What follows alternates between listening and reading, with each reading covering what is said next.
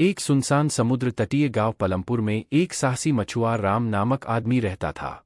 उसे उसकी उत्कृष्ट मछली पकड़ने की कला के लिए ही नहीं, बल्कि संघर्ष के सामने अडिग वीरता के लिए भी जाना जाता था।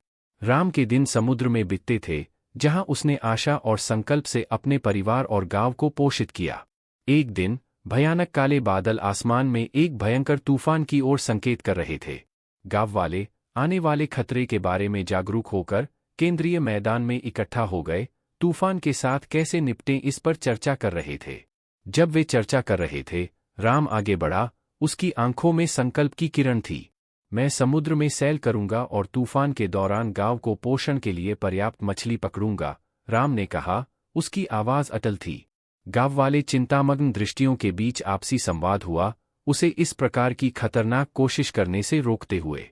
लेकिन राम की जिम्मेदारी और उसके समुदाय से प्रेम का भाव उसे आगे बढ़ने के लिए प्रेरित करता रहा।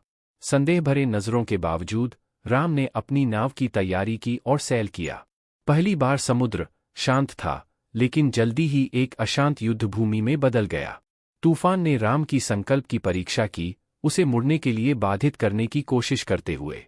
राम ने जब बवाल के बीच अपनी जालें डालीं, उसने तूफान की पूरी ताकत का सामना किया। हवा चीख रही थी और लहरें उसकी छोटी सी नाव को पलटने की धमकी दे रही थीं। फिर भी राम ने दृढ़ संकल्प से आगे बढ़ा, अपने साथी गांव वालों के लिए एक सुरक्षित बचाव साबित करने का आदान प्रदान किया। एक कठिन संघर्ष के बाद राम कमजोर परंपरागत लेकर समर्थ होकर सामुद्रिक समुद्र ग्रहण में से उबारा गया। वह गांव पलमपुर में एक भूमिका में लौटा जिसमें उसका साहस और निस्वार्थ्य दिखाया गया। गांव वाले पहले चिंतित, अब आभारी नजर आए। उन्होंने उससे कृतज्ञता और सम्मान के साथ मुलाकात की। राम की कहानी का सिक्का सदियों से बार बार गूंथा गया है। साहस, जिम्मेदारी के साथ यह भी सबसे कठिन परीक्षणों को अधिग्रहण कर सकता है।